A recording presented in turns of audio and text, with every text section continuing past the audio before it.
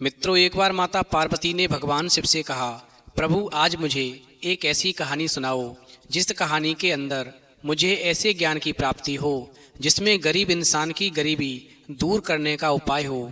यदि किसी के घर में धन नहीं रुकता तो उसका कारण क्या है? लक्ष्मी की कृपा किसी गरीब इंसान पर कब होती है? फिर भगवान शिव कहते हैं, पार्वती मैं तुम्हें अब एक ऐसी ही कहानी सुनाता हूँ जिसमें तुम्हारे हर प्रश्न का उत्तर तुम्हें मिल जाएगा। और इस कहानी को जो भी पूरे मन से सुनेगा, लक्ष्मी की उस पर असीम कृपा होगी और ऐसा इंसान कभी गरीब नहीं रहेगा। तो मित्रों, कहानी शुरू करने से पहले मेरा आप सभी से अनुरोध है कि आप हमारी कहानी में खो जाएं। उससे पहले हमारे चैनल को सब्सक्राइब करके बेल आइकन अवश्य दबा लें, जिससे हमारी हर वीडियो का नोटिफिकेशन सबसे पहले आप तक पहुंच सके और आप हमारी हर वीडियो से प्राप्त ज्ञान का अपने जीवन में लाभ उठा सकें। तो आइए कहानी शुरू करते हैं। भगवान शिव कहते हैं, पार्वती एक बार की बात है, एक गांव में एक दुबला पतला सा निर्धन ब्राह्मण रहता था। वो सच में बहुत ही सीधा साधा, भोला भाला और सरल हृदय का था। शादी विवाह होते ही उसकी परेशानी बढ़ गई थी। धन भोजन की हर समय घर में कमी रहती थी और खर्चे दिनों दिन बढ़ते चले जा रहे थे। यानी ऐसे समझ लो, आमदनी अठन्नी और खर्चा रुपया। कहीं से पाव भर अनाज मिल जाता तो कहीं से फल। ऐसे ही जुगाड़ करके वो ब्राह्मण जो था अपना और अपनी पत्नी का खर्चा चलाता था। कई बार कुछ नहीं मिलता तो दोनों भगवान को उल्हाना देते और भूखे पेट ही सो जाते थे। पत्नी भी ब्राह्मण की बहुत ही सीधी सादी थी। वैसे तो कभी कोई शिकायत नहीं करती थी, परंतु कई दिनों तक लगातार भूखे रहने से ब्राह्मण की पत्नी भी कभी कभार ब्राह्मण पर क्रोध कर बैठती थी। भगवान शिव कहते हैं, पार्वती ऐसे ही एक बार की बात है। उस साल बहुत ही बरसात हो रही थी। भिक्षा में कुछ भी मिला नहीं। 2-3 दिन हो गए तो ब्राह्मण और उसकी पत्नी को भूखे पेट ही सोना पड़ा। रात तो किसी प्रकार बीती, पर अगले दिन जब बारिश बंद हुई और सवेरे सवेरे जब बाहर उजियारा हुआ तो ब्राह्मण की पत्नी को अपने पति ब्राह्मण की सूरत देख करके उस पर तरस आ गया और कहने लगी, अजी सुनो, मैं तो व्यर्थ में ही आप पर नाराज हुई, मुझे क्षमा करो और अपनी कमाई बढ़ाने का कुछ साधन जुटाओ। गांव से बाहर निकलो, कहीं बाहर जाओ, कुछ कमाओ, तब वापस आओ, अन्यथा हम दोनों का पेट कैसे भरेगा। वहीं पत्नी की बात को सुनकर के ब्राह्मण ने जल्दी जल्दी सिर हिलाया।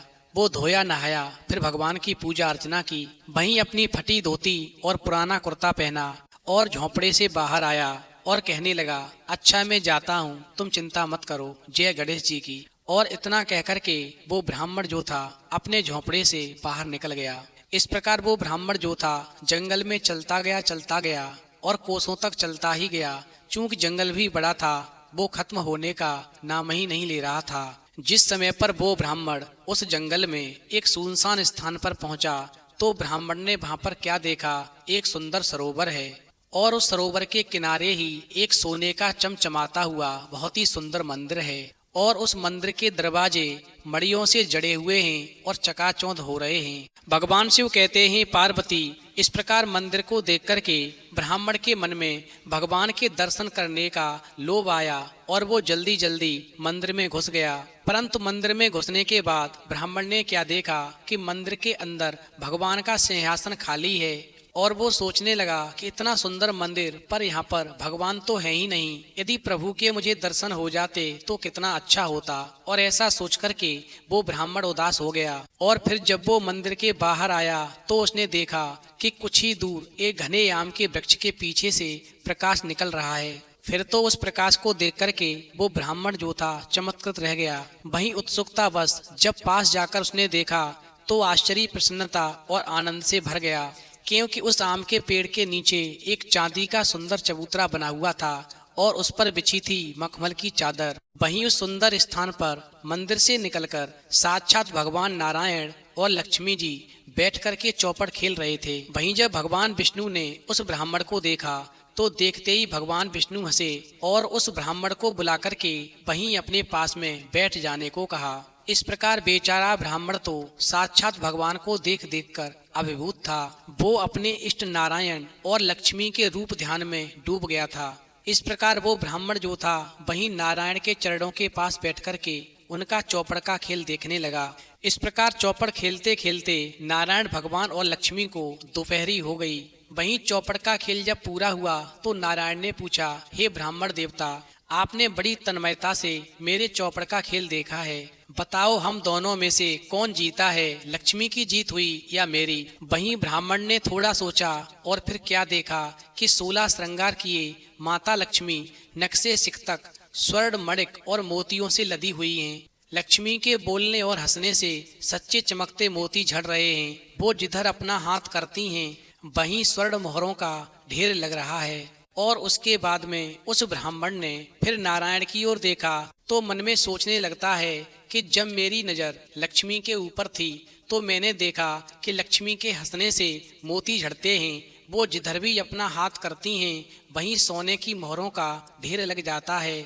मगर जो नारायण भगवान हैं उनके पास तो कुछ है ही नहीं, केवल पीले वस्त्र हैं, शंख है, चक्र है और गदा है। ये मुझे क्या दे सकते हैं? इसलिए मुझे यदि जीत बतानी है तो लक्ष्मी की बतानी होगी, तभी लक्ष्मी मुझसे खुश होंगी और मुझे धनवान बना देंगी।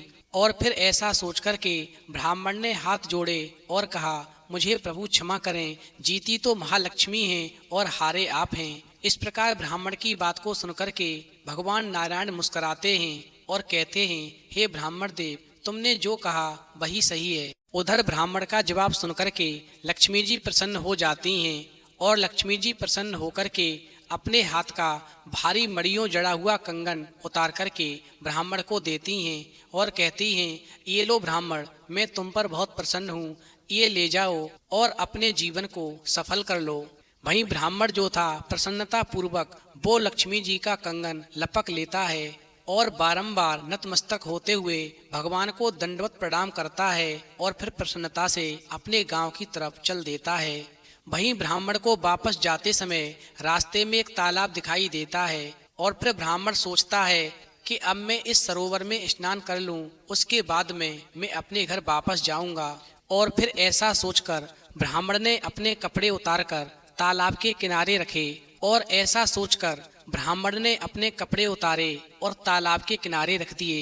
वहीं लक्ष्मी के द्वारा दिया हुआ वो सोने का कंगन भी वहीं पर रख दिया और फिर स्नान करने के लिए वो ब्राह्मण जो था तालाब में उतर गया और उसने डुबकी लगाई। इतने में ही क्या हुआ कि एक मछली तैरती हुई उस स्थान पर पहुंची जहां पर उस ब्राह्मण के कपड़े रखे थे और वो चमकता हुआ सोने का कंगन रखा था। फिर तो मछली मौका पाकर के वो चमकता हुआ कंगन अपने अंदर निगल गई। उधर जब ब्राह्मण नहाकर तालाब से बाहर आया तो उसे वो कंगन दिखाई नहीं दिया। वहीं ब्राह्मण बड़ा दुखी हुआ। आखिरकार अब वो क्या कर सकता था और फिर दुखी मन लेकर के अपने घर वापस चला गया। वहीं दुख और भय से उसने ब्राह्मणी से भी कुछ बात नहीं की और मुंह छिपा करके भूखा ही सो गया। वहीं ब्राह्मणी समझ गई कि लगता है आज भी भिक्षा में कुछ भी नहीं मिला। इस प्रकार जब दूसरे दिन सुबह हुई तो ब्राह्मण ने नहा धोकर भगवान की पूजा अर्चना करी और अपनी फटी धोती और वही पुराना कुर्ता पहना, झोला लटकाया और झोंपड़े से बाहर आया और कहने लगा, अच्छा मैं जाता हूँ। तो ब्राह्मणी ने कहा, ठीक है जल्दी आना। और ऐसा कहकर के गणेश जी का नाम लेकर के फिर से वो जंगल के लिए निकल पड़ा। इस प्रकार वो ब्राह्मण गांव से निकला और जंगल से होते हुए जल्दी जल्दी वो ब्राह्मण उसी मंदिर के पास पहुंचने को आतुर था। फिर चलते चलते उसे वही सोने का मंदिर दिखाई दिया। पिछले दिन का ध्यान करते हुए उसने देखा तो उसी आम के पेड़ के नीचे चांदी के सुंदर चबूतरे पर बिछी मखमल की चादर पर नारायण और माता लक्ष्मी बैठे आज फिर से चौपड़ खेलते दिख रहे हैं। वहीं नारायण ने भी ब्राह्मण को देखा और देखते ही भगवान ने फिर से ब्राह्मण को अपने पास बुलाकर बैठा लिया। वहीं ब्राह्मण ने लक्ष्मी नारायण को दंडवत नमन किया और बैठ गया। आज भी खेलते खेलते दोपहर हो गई थी। जब चौपड़ की बाजी समाप्त हुई तो नारायण ने पूछा, कहो ब्राह्मण, आज कौन जीता और कौन हारा? तो ब्राह्मण को वो खोया हुआ कंगन याद आ रहा था। वहीं ब्राह्मण कहने लगा, प्रभु यदि आप बुरा न माने तो जीत तो लक्ष्मी की हुई है, आप फिर से हार गए। वहीं नारायण मुस्कुराए और बोले, ठीक है ब्राह्मण, जब तुमने कहा तो हमने मान लिया। वहीं लक्ष्मी ने फिर से प्रसन्न होकर उस ब्राह्मण को कमर की पोटली से 5 बहुमूल्य रत्न निकाल कर दिए। ऐसे बड़े और बहुमूल्य रत्न ब्राह्मण ने अपने जीवन में कभी भी नहीं देखे थे। इस प्रकार वो ब्राह्मण जो था 5 बहुमूल्य रत्नों को प्राप्त करके उछलता हुआ अपने घर की ओर चल दिया। उधर उन रत्नों को लेकर ब्राह्मण बड़े प्रसन्न मन से जब अपने घर को रवाना हुआ, वहीं ब्राह्मण जब रास्ते में जा रहा था तो उसने मन में विचार किया कि इस बार मैं तालाब के किनारे नहीं रुकूंगा। पिछली बार रुकने से मैं धोखा खा गया और लक्ष्मी जी के द्वारा दिया हुआ सोने का कंगन मछली निगल गई। और फिर वो ब्राह्मण ऐसा सोचता हुआ आगे की ओर चलता गया और सीधा अपने घर पहुंचा।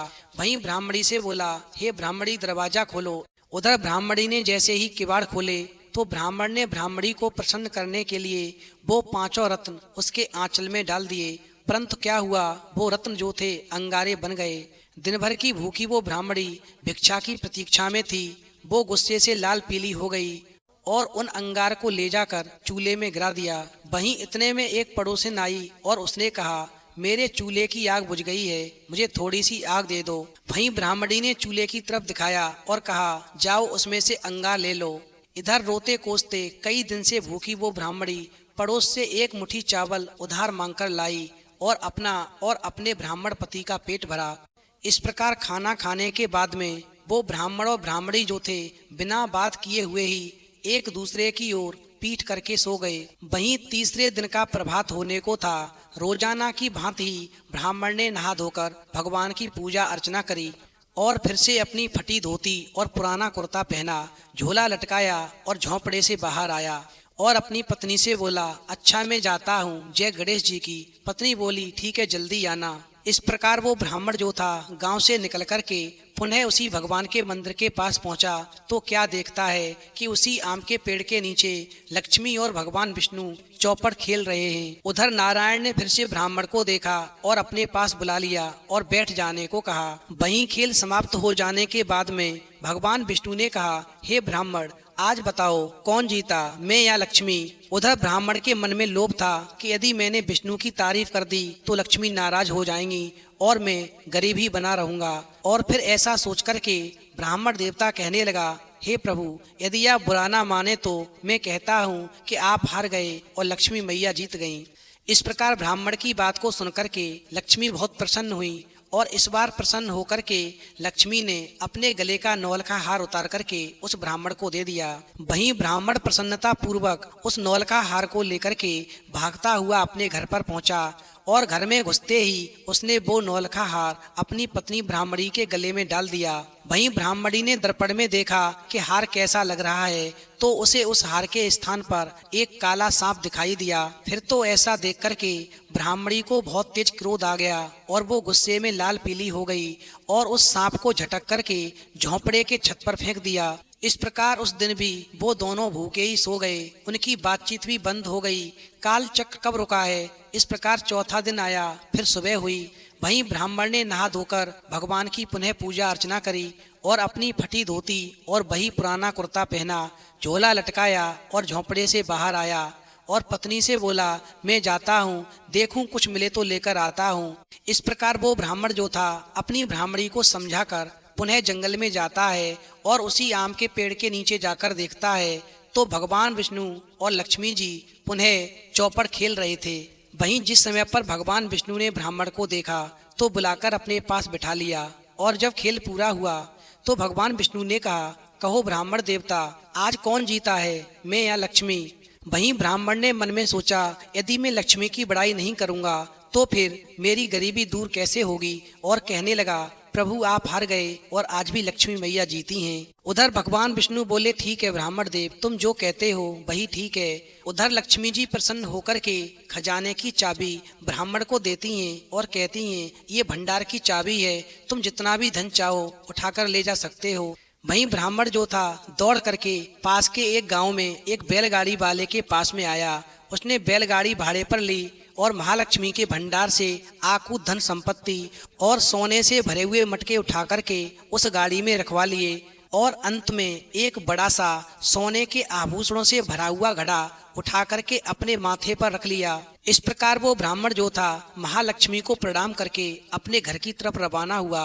रास्ते में तेज तूफान आया, जोर की आंधी चली तो बैलगाड़ी वाला उस भयानक आंधी में कहीं खो गया। और ब्राह्मण के सर की जो मटकी थी वो भी अंधेरे में कहीं गिर गई।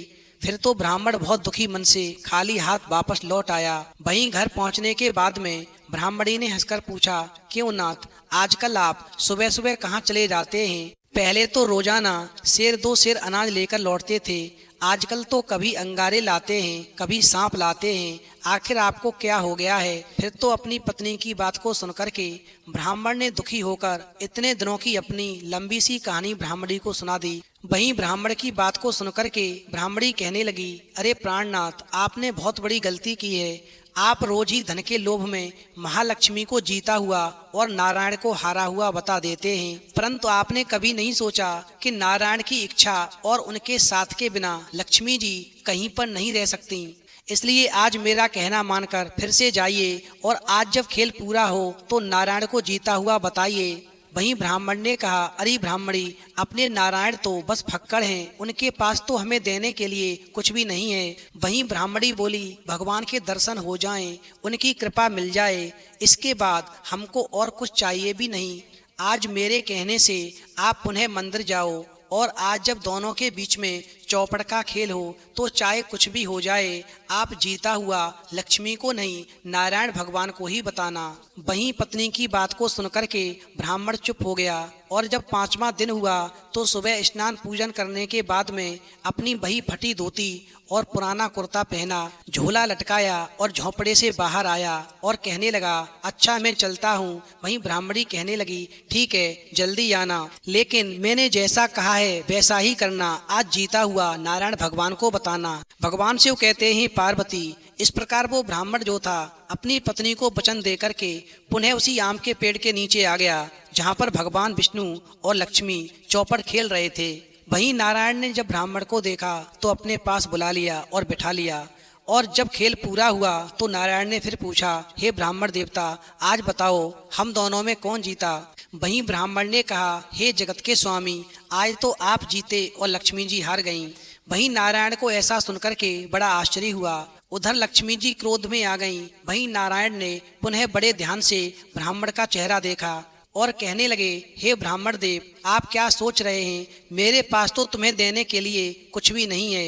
वहीं ब्राह्मण ने कहा, हे प्रभु, आज तो आप ही जीते हैं, माता लक्ष्मी जी हार गई हैं। वहीं भगवान विष्णु बोले, ठीक है ब्राह्मण, आपने कही और हमने मानी। भगवान विष्णु मुस्कुराए और खड़े होकर के उन्होंने अपना आसन झाड़ा तो छन्न की आवाज करते हुए उनके आसन में से एक तांबे का पैसा निकला। वहीं भगवान विष्णु ने कहा, हे ब्राह्मण, मेरे पास तो केवल यही तांबे का सिक्का है, इसे लेकर तुम चले जाओ, पर अपना मन मत दुखाना। आज गांव के बाहर जो भी मिले उसे खरीद लेना और घर ले जाना और अपना काम चलाना। इस प्रकार ब्राह्मण ने भरे मन से वो सिक्का ले लिया और अपने घर की ओर चल दिया। जिस समय पर ब्राह्मण घर की ओर जा रहा था तो उसे अपनी ब्राह्मणी पर क्रोध भी आ रहा था कि मैंने उसकी बात मानी, इसलिए आज मुझे लक्ष्मी ने कुछ नहीं दिया, मुझसे नाराज हो गई। और नारायण ने क्या दिया? केवल तांबे का सिक्का, इससे क्या होगा? अब जो होगा देखा जाएगा। मैं अपनी पत्नी से जाकर कहूँगा, तू मूर्ख है, तूने जैसा कहा वैसा मैंने किया, आज उसी का नतीजा है कि ये तांबे का सिक्का मिला है, तेरे क्या काम आएगा, इसे रख ले। यदि मैं लक्ष्मी को जीतता हुआ बताता तो पता नहीं आज वो मुझे क्या देती।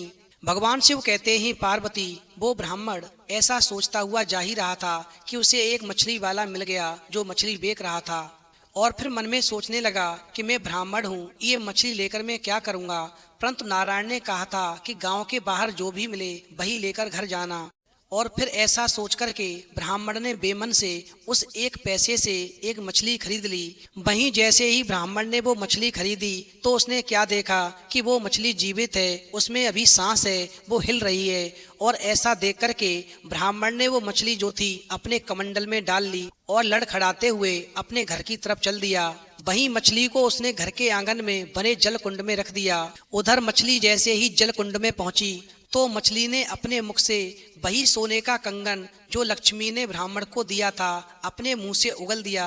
उधर जैसे ही ब्राह्मण ने अपने कदम झोंपड़ी में रखे तो जोर से एक धमाका हुआ और उस झोंपड़ी के स्थान पर एक बड़ा सा महल बन गया। वहीं महल के बाहर हाथी घोड़े और सेवक दिखाई देने लगे। घर में अचानक ही अचानक आनंद ही आनंद हो गया। ब्राह्मण और ब्राह्मणी सुंदर वस्त्रों और गहनों से लद गए। भगवान शिव कहते हैं, पार्वती, इस प्रकार ब्राह्मण की पड़ोसन ने जब ब्राह्मण के ऐसे ठाठ देखे तो वो दौड़ती हुई आई और कहने लगी, हे ब्राह्मणी, मैं उस दिन तुम्हारे घर से आग मांगकर ले गई थी, उसमें मुझे ये 5 रत्न मिले हैं। अब मेरी समझ में आया कि तुमने मुझे चूल्हे के अंगारे क्यों दिए, क्योंकि तुम मेरी नीयत की परीक्षा ले रही थी। हे ब्राह्मणी, ये रत्न तुम्हारे हैं, मैं तुम्हें वापस करने आई हूँ, अपने पास रख लो और अपनी मित्रता इसी प्रकार बनाए रखो। वहीं ब्राह्मणी मन में सोचने लगी, ये वही 5 अमूल्य रत्न हैं जो ब्राह्मण ने मेरे आंचल में डाले थे और अंगारे बन गए थे। ब्राह्मणी इतना सोच ही रही थी कि तभी वो बैलगाड़ी वाला मकान ढूंढते ढूंढते वहां पर आया और कहने लगा, हे ब्राह्मण देवता, आपने मुझे बहुत थकाया, अपना माल ले लो, कहाँ गाड़ी खाली करनी है बताओ और मेरा भाड़ा मुझे दे दो। उधर उसी गाड़ी में ब्राह्मण को वो नौलखा हार भी मिल गया। इस प्रकार ब्राह्मण और ब्राह्मणी के आनंद के दिन आ गए। फिर एक दिन ब्राह्मणी ने कहा, हम लोगों को लक्ष्मी नारायण का धन्यवाद तो कहना ही चाहिए। आपको उनका मंदिर तो मालूम है, मुझे भी वहां लेकर चलिए, मुझे भी दर्शन करने हैं। वहीं पत्नी की बात को सुनकर के ब्राह्मण कहने लगा, तुम ठीक कहती हो। और इस प्रकार वो दोनों सुबह जल्दी उठे। स्नान करने के बाद में उन्होंने पूजा अर्चना की। वहीं ब्राह्मण ने सुंदर पीताम्बर पहना, हाथ में सोने का कमंडल लिया, चांदी की छड़ी ली और चलने के लिए तैयार हो गया। वहीं ब्राह्मणी ने भी सोने की जरी वाली साड़ी पहनी, लक्ष्मी जी वाला कंगन पहना, वही नौलखा हार भी गले में डाल लिया। इस प्रकार सज धज कर वो दोनों वहां से निकले। भगवान शिव कहते हैं, पार्वती, इस प्रकार वो ब्राह्मण और ब्राह्मणी जैसे ही महल के बाहर निकले तो क्या देखते हैं कि बाहर एक सेवक सुंदर सजी हुई बग्घी लेकर तैयार खड़ा हुआ है। उधर ब्राह्मण को देख कर के लक्ष्मी ने गुस्से में नारायण से कहा, इसने मुझे हारा हुआ बताया था, आज फिर आया है। यदि ये आज इधर आया तो इसे भगा दूंगी, आज मैं इसे साफ दे दूंगी। वहीं भगवान विष्णु मुस्कुराए और लक्ष्मी जी को समझाने लगे, नाना देवी, ऐसा अनर्थ मत करना। ये ब्राह्मण जात से ही सीधा और सरल है, निर्धनता से जिया है, तनिक लोभी हो सकता है पर इसमें कोई छल नहीं है। वहीं ब्राह्मण और ब्राह्मणी जो थे मंदिर में जाकर लक्ष्मी नारायण के सामने दंडवत हो गए और फिर दोनों ने नारायण और लक्ष्मी जी के चरण पकड़ लिए। वहीं भगवान विष्णु बोले, उठो ब्राह्मण, आज कैसे आना हुआ। वहीं ब्राह्मण ने ब्राह्मणी की ओर देखा तो ब्राह्मणी बोली, हे प्रभु, हे माता, आपकी कृपा से आज सब आनंद है, हमारे पास में किसी चीज की कोई कमी नहीं है। हम इसलिए आए हैं कि हमें कोई व्रत, कोई महात्म्य बताइए जिससे ये सुख और आनंद सदा हमारे पास बना रहे। इस प्रकार ब्राह्मणी की बात को सुनकर के लक्ष्मी जी प्रसन्न हो गईं और बोली, मेरा व्रत तो बहुत कठिन है, तुमसे होगा नहीं। वहीं ब्राह्मणी ने कहा, मैं अवश्य करूंगी, आप बताने की कृपा करें। वहीं भगवान विष्णु कहते हैं, तुम परेशान मत हो, मैं तुम्हें बताता हूँ कि तुम्हें क्या करना चाहिए जिससे सदा तुम्हारे घर में सुख समृद्धि बनी रहे। भादों का महीना आए, राधा अष्टमी का दिन आए, मेरा आवाहन करना, लक्ष्मी नारायण का आवाहन करना, 16 तार 16 गांठ का एक डोरा तैयार करना, 16 कुएं का पानी लाना, 16 दिन उसकी पूजा करना, धूप देना, पुष्प चढ़ाना, दीप जलाना, पूजा करना, व्रत की कहानी पढ़ना, बच्चों को सुनाना और 16वें दिन जब कुआर का महीना आए, अंधेरी अष्टमी का दिन आए, तब तक व्रत करना, दूब मंगाना, फल मंगाना, फूल मंगाना, 16 तरह के पकवान बनाना और आधी रात में चांदी की थाली में कांसे की प्याली लेकर के महालक्ष्मी जी का पूजन करके चंद्रमा को अर्घ देना। इससे सुंदर संतान होगी, खूब संपत्ति मिलेगी, अतुल यश होगा, ऐश्वर्य होगा, शांति होगी, संतोष और सुख मिलेगा, धन से भंडार भर जाएगा। इस प्रकार भगवान विष्णु की बात को सुनकर के ब्राह्मण और ब्राह्मणी ने ऐसा ही किया। फिर प्रत्येक वर्ष इसी प्रकार का व्रत अनुष्ठान संपन्न करने लगे और फिर महालक्ष्मी की कृपा से उन दोनों को परम संतोष और प्रसन्नता की प्राप्ति हुई, योग्य संतान मिली। इस प्रकार दीर्घ जीवन तक दोनों ने परम सुख प्राप्त करते हुए मोक्ष प्राप्त किया और गोलोक में उन्हें उत्तम स्थान प्राप्त हुआ।